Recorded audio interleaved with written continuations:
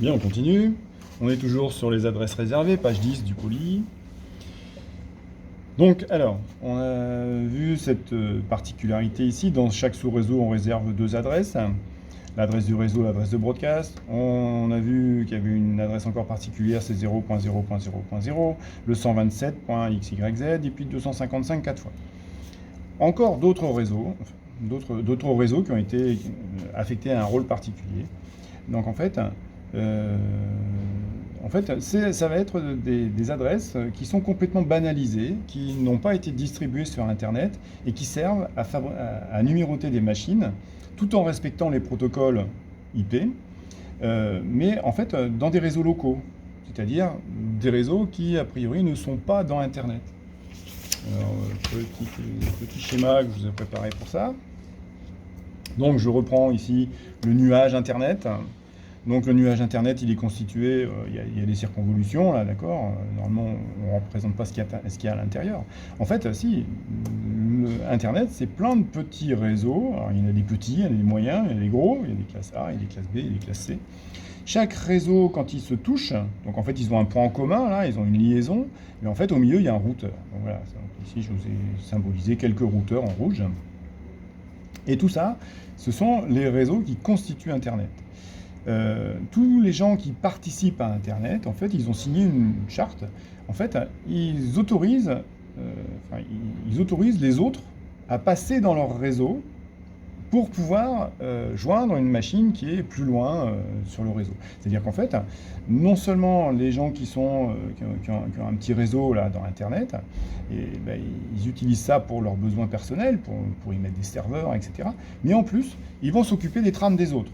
Et donc, ici, bon, si par exemple, je pars d'un poste client qui est ici, donc qui est dans Internet, et puis il essaye de joindre un serveur qui est aussi dans Internet, et bien en fait, ici, il va falloir qu'il sorte de son réseau, donc il va passer par un routeur, il va passer dans ce réseau-là, qu'il ne connaît pas, hein.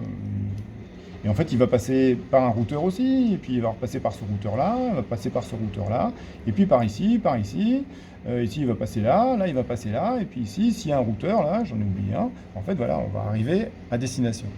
Donc en fait, ici, l'utilisateur qui est dans ce réseau ici, en fait, il va utiliser les ressources de tous les autres réseaux pour arriver à destination. D'accord ? Alors en fait, il y a deux types de réseaux IP. Il y a des réseaux qui sont dans Internet, et puis des réseaux qui sont en dehors d'Internet. Éventuellement, ces réseaux peuvent être connectés à Internet. Alors, d'abord, je vais vous faire une petite explication avec un réseau qui n'est pas connecté à Internet. Alors, qu'est-ce qu'on pourrait prendre comme exemple de réseau qui n'est pas connecté à Internet ? On ne va pas chercher trop loin.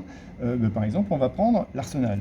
L'Arsenal de Toulon, vous avez des services qui ont naturellement des ordinateurs, et ces services, en fait, gèrent des choses stratégiques, secret défense. Donc, en fait, là-dedans, on peut définir des petits sous-réseaux, enfin, voilà, on peut avoir des parties un peu différentes, et en fait, vous constaterez que si vous allez faire un stage dans ce genre de service, eh bien, les gens travaillent sur leur ordinateur, ils peuvent joindre d'autres réseaux, des services qui sont à côté, ou des services qui sont à Saint-Mandrier, ou qui sont au Brusque, des services qui sont à Lorient, des services qui sont à Brest, ou à Paris au ministère de la Marine. Donc en fait, ils ont une vision qui est complètement, globalement équivalente à Internet. En fait, c'est un intranet, hein. C'est-à-dire qu'on est complètement isolé d'Internet, mais on applique quand même toutes les fonctionnalités qu'on peut trouver dans Internet, c'est-à-dire que là-dedans, vous avez des serveurs web, vous avez des serveurs de mail, des serveurs FTP, etc. etc. Donc voilà, ce réseau-là, il n'est pas ouvert sur Internet. Pourquoi ? Parce qu'il gère des informations secret défense. Donc en fait, on interdit au personnel de se rendre sur Internet. Qu'est-ce qu'on pourrait trouver également ? Même schéma, on pourrait trouver comme exemple les banques. Les banques, elles ont une frousse de se faire hacker au niveau d'Internet. Donc en fait, elles ont des réseaux. Donc ici, vous avez l'agence de Toulon, l'agence de Sanary, l'agence de Bandol, par exemple. Et en fait, toutes ces agences sont reliées naturellement avec un centre de traitement qui est à Aix-les-Milles ou quelque chose comme ça.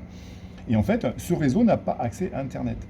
Parce que potentiellement, si on met un accès à Internet, eh bien, on devient plus fragile. Il y a un risque de subir une attaque venant d'Internet. Donc en fait, les banques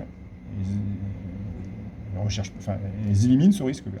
Alors éventuellement, vous pouvez quand même consulter vos comptes sur Internet. Alors comment ça marche? Eh bien, en fait, ici, vous avez par exemple ici un réseau de la BNP, par exemple. Et en fait, de temps en temps, c'est-à-dire une fois au petit matin, par exemple, une fois qu'on a géré toutes les opérations que vous avez faites la veille sur votre compte, eh bien, en fait, on fait une copie de la base de données et on envoie ici une copie de la base de données, et c'est cette copie que vous pourrez consulter avec vos services en ligne de banque. Mais vous n'aurez pas accès vraiment à l'information de base. C'est simplement une copie que vous avez. Donc ça vous explique pourquoi, quand vous passez par une solution de banque en ligne, vous êtes limité par des plafonds à ne pas dépasser, etc. Pourquoi? Parce qu'en fait, si jamais vous faites des retraits à Marseille, à Strasbourg, à Lille, à Hong Kong, à New York, en fait, là ici, vous n'avez que la copie de la nuit précédente. Et donc, en fait, vous n'avez pas vraiment le vrai solde de votre compte. Donc, en fait, la banque fait très attention à ça. Donc, elle établit cette connexion de manière très temporaire. Elle est hyper sécurisée. Hein. Là, on gère une forte sécurité pour faire la recopie. Et puis ensuite, pendant une journée, vous pouvez faire des opérations. Et ensuite, ces opérations, elles seront retranscrites en début de nuit vers le centre technique de la banque, toujours avec une connexion hautement sécurisée. Et donc, voilà. Donc, en fait, vous avez ici un réseau qui n'est pas connecté à Internet. Exactement comme ici le réseau de l'Arsenal, avec, si jamais il a des informations sensibles. Bon, alors, nous, en fait, nous, c'est pareil. Nous, en fait, SEO, il est là. C'est un réseau qui est indépendant d'Internet. On n'a pas des vraies adresses Internet. On a des adresses en 10, en 172.16, en 192.168. Et par contre, ici, on a relié notre réseau avec Internet. Donc ici, on a mis ici un routeur. En fait, c'est une box. Donc nous, on a un contrat avec Free. Donc en fait, on a une Freebox. Et en fait, cette Freebox, elle nous permet d'accéder à Internet. D'accord ?